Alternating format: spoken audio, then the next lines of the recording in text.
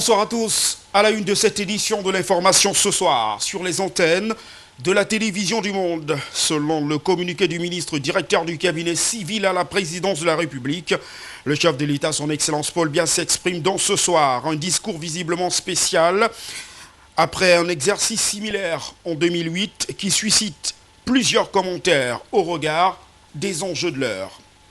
Également en titre, réduire la pollution en ville reste pour beaucoup l'un des enjeux majeurs de l'époque et un défi de taille pour le secteur automobile qui doit s'adapter toujours un peu plus aux contraintes écologiques.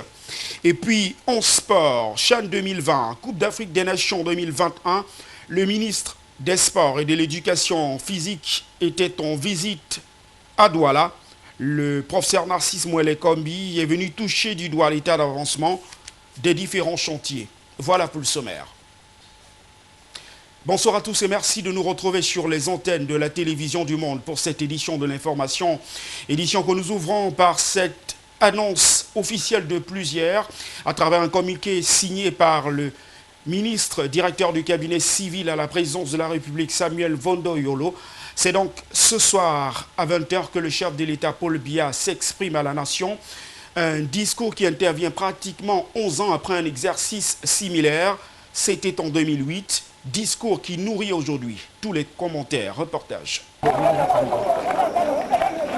Février 2008, le feu couvre sous des braises ardentes à Douala. Le poumon économique du Cameroun est au bord de l'asphyxie. La population crie famine. Les pourfendeurs de la République sont aux aguets et tentent de manipuler l'opinion pour générer un climat instable. La manœuvre au dessein ténébreux est très rapidement révélée au grand jour. Paul Biya au pouvoir depuis 1982 et qui a désormais la force de l'expérience dans une finesse sans égale, manie la chicotte et la carotte. Les apprentis sorciers sont mis en échec. Douala vit de nouveau. Yaoundé respire et le Cameroun se réoxygène pour relever les grandes ambitions. 11 ans plus tard, le décor a quelque peu changé. La résilience du pays mise à rude épreuve, à l'extrême nord par Boko Haram, dans le sud-ouest et le nord-ouest par les indépendantistes, les stabilités en Centrafrique et ont fait migrer des milliers de réfugiés à l'est du pays. C'est dans ce contexte sécuritaire, politique et économique que le chef de l'État va s'adresser à la nation, dérogeant quelque peu à sa tradition. Vu sous ce prisme, deux hypothèses nourrissent les supputations sur cette adresse au peuple camerounais. La première porte sur la forme de l'État. Si le chef de l'État persiste sur sa logique de l'État unitaire, il pourrait très bien annoncer l'organisation des régionales précédée d'une réforme élargie pour stopper l'élan de radicalisation observé sur le terrain. Le président pourrait également poursuivre l'opération d'élargissement des prisonniers anglophones et peut-être aussi réinstaurer la fonction de vice-président, suivant le principe de rotation entre francophones et anglophones. La deuxième hypothèse est le changement de cap, celle qui semble peu probable étant la réforme constitutionnelle portant sur la mise sur pied d'une fédération généralisée pour résoudre les disparités sociales d'une manière durable. Pour un président qui entame depuis octobre 2018 un nouveau mandat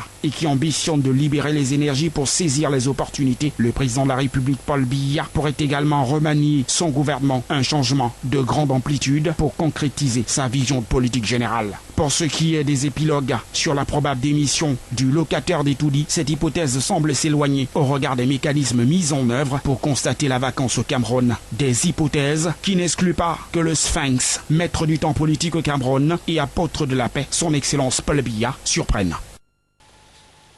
Il faut dire que ce discours du président de la République, qui reste donc très attendu, fait suite à un communiqué officiel signé par le ministre directeur du cabinet civil à la présidence de la République de Puziard, qui suscite tous les débats. Les précisions d'Adrienne Nobodem et d'Étienne Monté.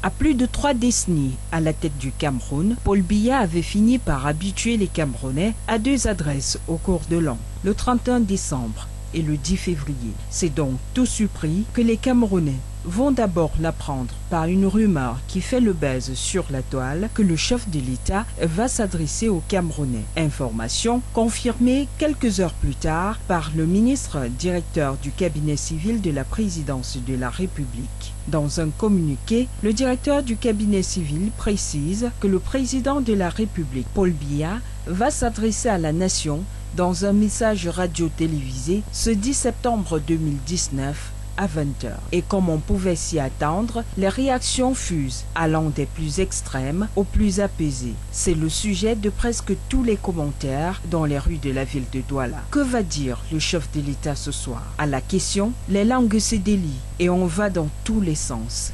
Crise anglophone, démission, Boko Haram, libération de Maurice Kamto et de ses co-accusés, situation économique du Cameroun et bien d'autres.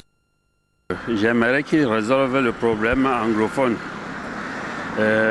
qu'il essaie de voir comment faire pour que la paix revienne dans le pays.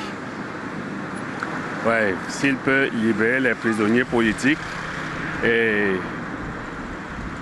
faire un dialogue inclusif, je crois que les Camerounais seront contents. Il a nommé un ministre, le ministre de la Santé publique. Tout ce qu'on attend de lui, c'est dire qu'il va encore nommer d'autres ministres comme le ministre de la Santé publique qui travaille de la même lancée. C'est ce que je pense pour le moment. Et en ce moment, je suis sûr et certain que le Cameroun doit émerger comme il avait dit en 2035. Parce que nous, on est toujours surpris. La Coupe d'Afrique, on a raté. Et jusqu'à présent, on n'a pas encore sanctionné les gens. Donc, en sanctionnant, ils sanctionnent tout le circuit de ceux qui ont contribué de près ou de loin pour l'échec de ce camp. Ça serait bien pour moi. Pour la paix, pour que la paix vienne de Boya, presque de partout, pour qu'on puisse rester tranquille dans ce pays. Les histoires de politique, nous sommes déjà fatigués de ça. Nous, on veut seulement avancer, qu'on peut voir comment les enfants partent à l'école, comment les gens peuvent rentrer chez eux normalement. Et c'est tout ce qu'on attend ce soir de notre président Paul Biya. Nous pensons que depuis 37 ans qu'il a dirigé le pays, il est temps qu'il dépose. Qu'il dépose parce qu'il est fatigué, qu'il dépose parce qu'on en a marre, qu'il dépose parce que nous voulons le changement.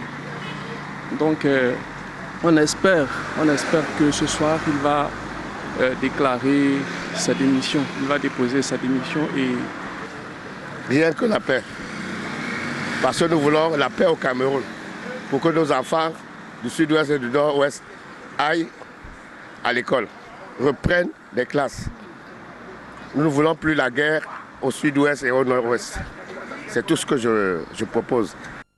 Au milieu de toute cette agitation, nous remarquons ces Camerounais. La teneur du discours du chef de l'État semble être le dernier de leurs soucis. Ils disent ne plus rêver. Ils sont presque indifférents. Ils n'attendent plus rien du pouvoir en place, a tout dit. Chez moi, je n'attends rien de bon. Parce qu'après toutes ces années, il n'a jamais dit rien de bon. J'ai moins de 37 ans, il a 37 ans au pouvoir. Qu'est-ce qu'il a déjà dit de bon? S'il vient dire n'importe quoi à part la crise anglophone qui nous gêne, parce qu'à part la crise anglophone, il n'y a rien qui nous gêne aujourd'hui. Donc nous allons toujours penser que c'est la même chose, le même discours à tout moment. Mais pour le moment, moi je pense que ça serait un discours de départ. Donc c'est ce que pour moi personnellement, je m'attends. Et pour trancher tous ces avis sur la teneur de la communication du chef de l'État, Paul Biya, son message spécial est attendu pour 20h ce 10 septembre 2019. En attendant, les débats vont bon train dans les chaumières.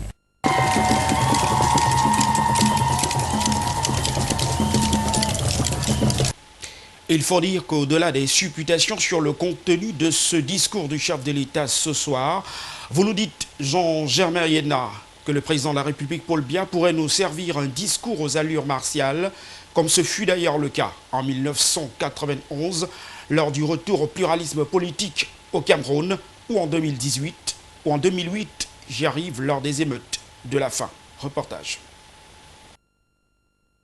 Alors que l'opinion nationale et internationale attendent des annonces joyeuses, sinon celles d'apaisement, pour décrisper les foyers de tension qui embrassent le Cameroun depuis quelques années, alors que nombre de Camerounais, même les plus insoupçonnés, attendent une pédale douce, mieux la sortie majestueuse d'un père de famille, soucieux de l'avenir de ses enfants.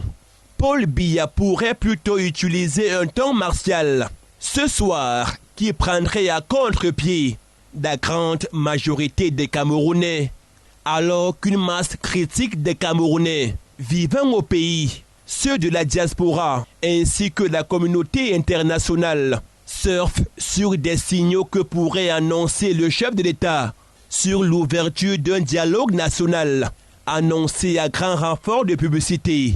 Un probable OK du président de la République du Cameroun sur la tenue enfin de la conférence générale anglophone ou encore la grâce présidentielle des prisonniers détenus dans le cadre de la crise anglophone. Enfin stratège d'un homme politique, Paul Biya peut déjouer tous les pronostics et utiliser un ton plutôt ferme et sans embâche. Tenez par exemple en 1991, alors que la rue Grande des Camerounais réclament à corps et à cri la conférence nationale souveraine qui était à l'époque à la mode en Afrique noire francophone. Paul Barthélemy Biya Bimbondo, que le commun des mortels voyait ainsi coincé, avait alors déclaré à la stupéfaction de toute l'opposition que la conférence nationale souveraine est sans objet pour le Cameroun. Le chef de l'État avait alors conclu à l'époque que l'ordre et la paix réuniront par tous les moyens. En février 2008, alors que le Cameroun, en pleine émeute, dû à la grève de faim, et alors que certains Camerounais voyaient ainsi le pouvoir des tout-dits trébucher, d'où le discours d'apaisement, Paul Biya, dans une adresse semblable à celle qui est attendue dans une poussière de minutes, avait pris la parole pour dénoncer les apprentis sorciers tapis dans l'ombre qui instrumentalisent les jeunes Camerounais plongés dans la rue. Homme politique, l'incarnation même de la miséricorde et de la mendicité de la paix. Et si certains analystes soutiennent plutôt une fin de régime du président de la République comme son prédécesseur, il faut s'attendre à tout ce soir du mardi 10 septembre 2019 alors qu'il sera 20h au Cameroun. Même à cette adresse du chef de l'État qui pourrait décevoir bien d'espoir. Le volet sportif pourrait constituer l'un des grands axes de ce discours du président de la République Paul Biya ce soir, comme nous le révèle cet élément de Zobel Apollinaire Ban.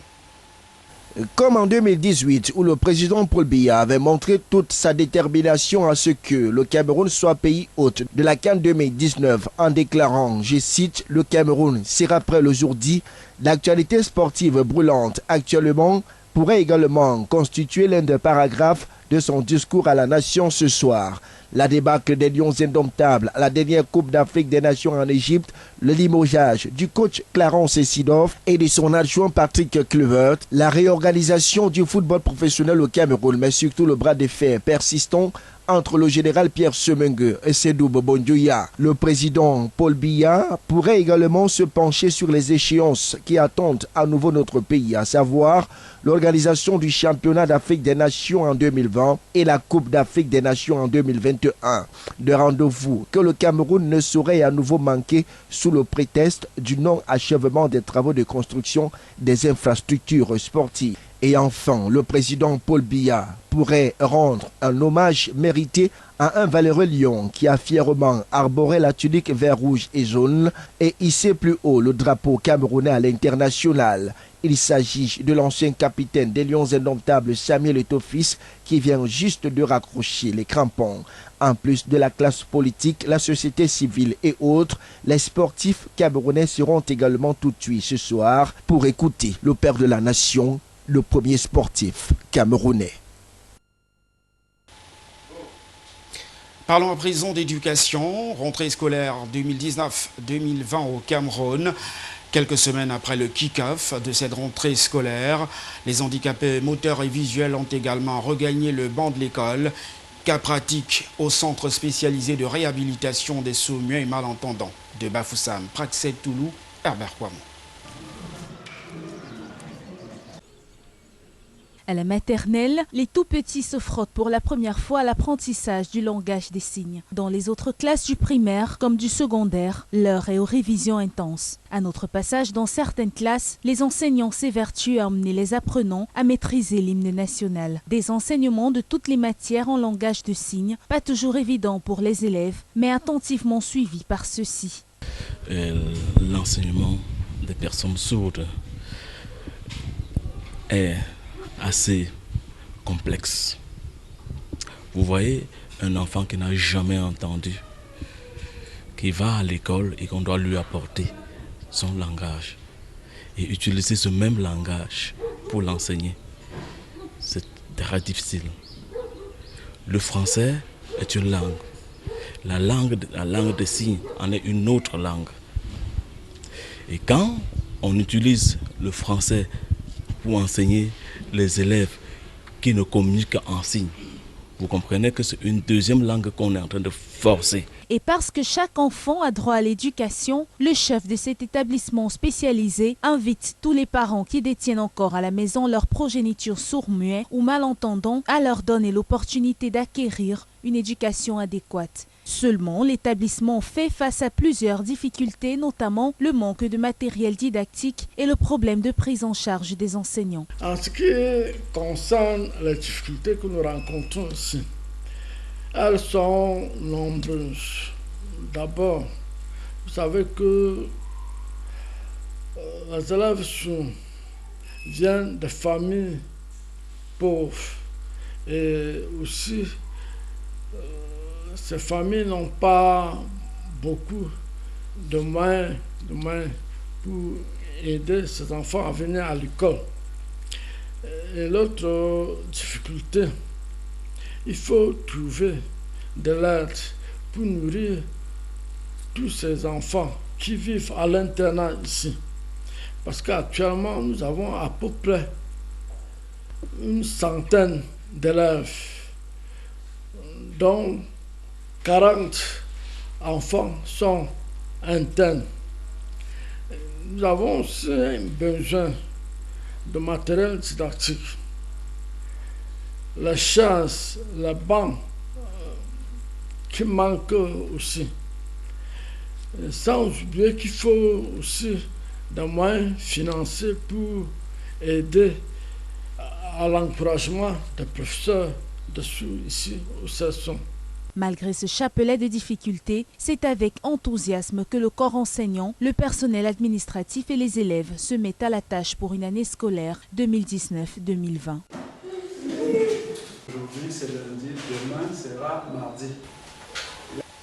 Nous reparlons de la mutinerie à la prison centrale de Yaoundé-Kondengui dans cette édition de l'information. Le tribunal de première instance d'Ekounou vient en effet de condamner plusieurs militants du mouvement pour la renaissance du Cameroun, à l'instar de Mamadou Mouta, le vice-président de cette chapelle politique, qui a écopé de 2 ans d'emprisonnement ferme. Précision, Adrienne Obodem.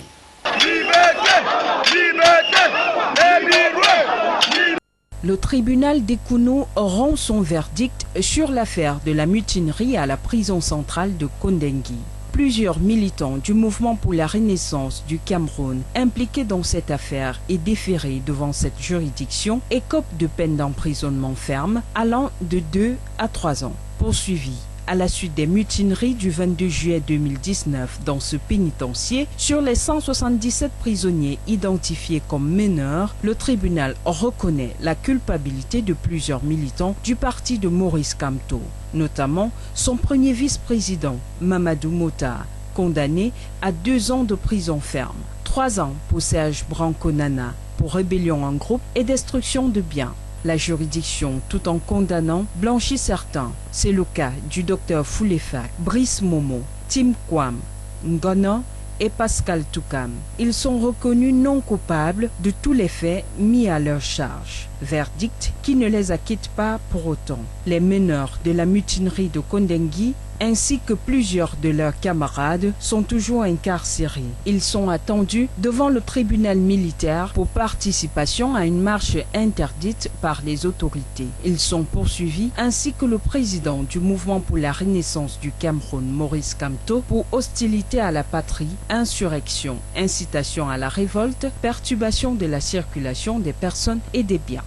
We must receive by hook or by crook.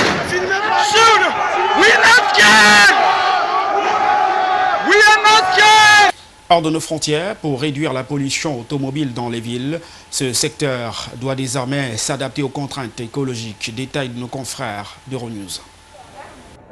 Réduire la pollution en ville, pour beaucoup l'un des enjeux majeurs de notre époque et un défi de taille pour le secteur automobile qui doit s'adapter toujours plus aux nouvelles contraintes écologiques. Malgré des efforts pour produire des véhicules moins polluants, les constructeurs s'attirent encore les foudres des organisations de défense de l'environnement. L'ONG Greenpeace pointe les SUV, ces modèles plus lourds, prisés des familles mais qui émettent davantage d'émissions carbone. Or, depuis 2013, leurs ventes dans le monde ont plus que doublé. Greenpeace tire la sonnette d'alarme alors que s'ouvrait ce mardi le Salon mondial de l'automobile de Francfort. Sous pression, les constructeurs misent plus que jamais sur les modèles électriques. C'est l'année où l'on voit vraiment de grands groupes automobiles produire des voitures électriques à grande échelle. Il y a Volkswagen avec l'ID3, il y a Porsche avec sa voiture de sport Taycan, il y a Honda avec son modèle i. C'est une petite citadine électrique qui est très agréable à conduire et qui convient bien pour une utilisation urbaine. Et puis il y a Renault et Peugeot et d'autres constructeurs qui présentent aussi des produits et des concepts entièrement électriques. La mode des voitures électriques, une tendance dictée d'abord par les gouvernements au nom de la lutte contre le réchauffement climatique, souligne cet expert. Les voitures électriques sont mises sur le marché, non pas parce que les gens veulent absolument en acheter, mais parce que la Commission européenne a fixé des objectifs en matière de CO2 qui ne peuvent être atteints qu'avec des voitures électriques. En Europe, l'automobile serait responsable d'environ 12% des émissions de gaz à effet de serre. Si la production mondiale de voitures électriques a nettement augmenté dans le monde, leur vente reste marginale en Europe, à seulement 2%. En cause, une autonomie limitée et leur prix encore trop élevé.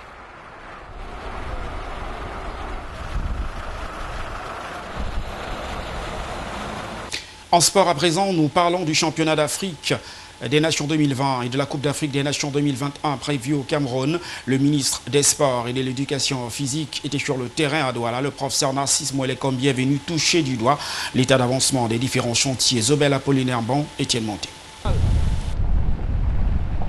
C'est ici au stade de Japoma que le professeur Narcisse Mwele-Kombi a marqué la deuxième halte de sa visite après l'aéroport international de Douala. Tous les coins et recoins du dit stade ont été passés au peigne fin. Ici, il ne reste plus qu'à arrondir quelques angles pour que le stade de 50 000 places soit livré. Les travaux se poursuivent par contre pour le reste du complexe et les voies d'accès. L'entreprise en charge des dits travaux reste tout de même confiant en ce qui concerne les délais de livraison de tout le complexe. Nous pouvons dire que cette infrastructure, à son état actuel, peut fonctionner à plus de 90%. De la même manière, nous sommes conscients du fait que les exigences minimales de la CAF doivent être respectées. Et avec l'entreprise, avec la responsabilité qui incombe aux contrôleurs des travaux, nous avons donné un certain nombre d'indications pour que la visite de la CAF, qui va s'opérer dans les tout prochains jours, puisse se réaliser dans les meilleures conditions possibles. Les stades annexes de Bepanda, celui de la reléfication, ont également reçu la visite du patron de sport. Au stade de la reléfication, l'on annonce pour le mois de février la fin des travaux. Le stade de Mbappé-Lépi et celui de Bonamoussadi n'ont pas été en reste. Et de manière générale, le ministre Narcisse Mwele-Kombi s'est montré satisfait de la manière dont les choses avancent au terme de la visite effectuée dans les 5 stades que compte la ville de Douala. Après les stades, Narcisse Mwele-Kombi a également fait un tour dans les hôtels retenus pour accueillir les différentes délégations.